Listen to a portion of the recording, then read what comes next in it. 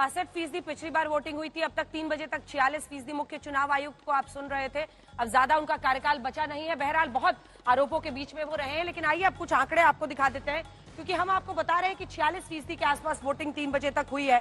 तो अगर आप नजरिया इस पर पूरी तस्वीर देखेंगे, जल्दी से आपको एक एक करके तमाम आंकड़े हम बता देते हैं। ये देखिए, आज अपने टच स्क्रीन पर हम तमाम आंकड़े आपको दिखा रहे हैं, जिसमें जाति गणित पर हम सबसे पहले जा रहे हैं, क्योंकि यहां पर अगर आप देखिएगा, सबसे पहले मुस्लिम बहुल सीटें जो है लगभग 10 सीटें ऐसी हैं, 11 सीटें हैं, जिसमें आप देख रहे हैं, ये देखिए, ये वाला जो नंबर आप देख रहे हैं, 9 सीटें पिछली बार बीजेपी की झोली में थी और आम आदमी पार्टी की झोली में, और ये देखिए 2 सीटें जो आप देख रहे हैं, ये भारतीय जनता पार्टी की झोली में थी। अगर थोड़ा जूम इन करके दिखाएंगे तो दिखेगा भी, वरना कुछ दिखेगा नहीं।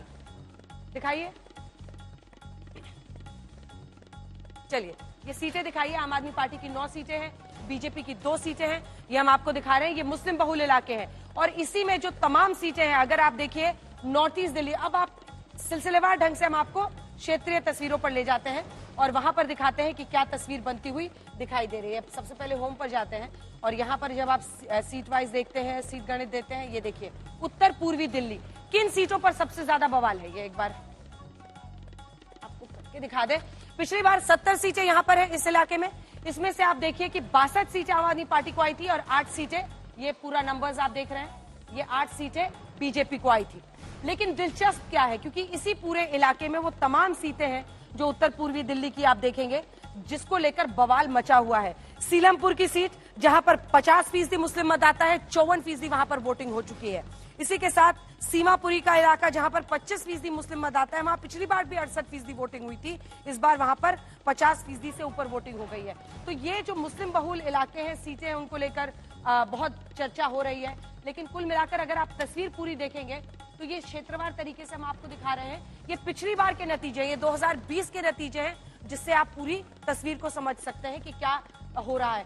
अब एक बार चांदनी चौक का पूरा इलाका जरा आपको दिखा देते हैं। चांदनी चौक में 10 सीटें हैं और पिछली बार 10 की 10 सीटें में, और ये देखिए ये तीनों अगर आप देखिए तो बीजेपी, कांग्रेस, अन्य सब शून्य पे रह गई थी। इस बार बीजेपी की पूरी कोशिश है कि चाहे वो चांदनी चौक का मटिया महल का इलाका, एक बार फिर ये ऐसी सीट है जहां पर मुस्लिम मतदाता काफी ज्यादा है। सबसे ज्यादा दिल्ली में लगभग 60%, ये जो आप देख रहे हैं मटिया महल वाली सीट, ये देखिए यहां पर 60% मुस्लिम मतदाता है, 60%। यहां पर पिछली बार 70% वोटिंग हुई थी और अब तक यहां पर एवरेज जो है 46, उससे 1%, 47% वोटिंग हुई है।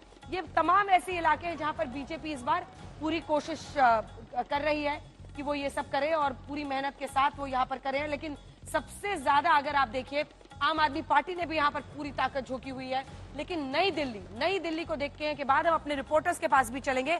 नई दिल्ली, और ऐसे में खास तौर पर नई दिल्ली सीट जहां से खुद पूर्व मुख्यमंत्री अब अरविंद केजरीवाल लड़ रहे हैं, नई दिल्ली की सीट, ये सभी 10 की 10 सीटें गई थी। यहाँ भी न्यू दिल्ली की सभी सीटें गई थी अरविंद केजरीवाल की झोली में। और ऐसे में अगर आप देखिए, ये वाली कोशिश है उनकी कि ये जो 10 की 10 सीटें यहाँ पर हैं वो वापस वो ले पाए।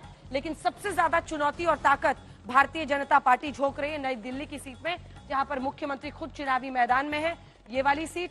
इसी के साथ चाहे वो दिल्ली कैंट हो, ग्रेटर कैलाश हो, ग्रेटर कैलाश से ही सौरभ भारद्वाज चुनावी मैदान में उतरते हैं। करोल बाग, कस्तूरबा नगर, मालवीय नगर, इन सभी सीटों पर ताकत झोंकती हुई दोनों पार्टियां दिख रही है। तो कांग्रेस पार्टी की भी ये कोशिश है कि वो कुछ कमाल इस बार कर पाए।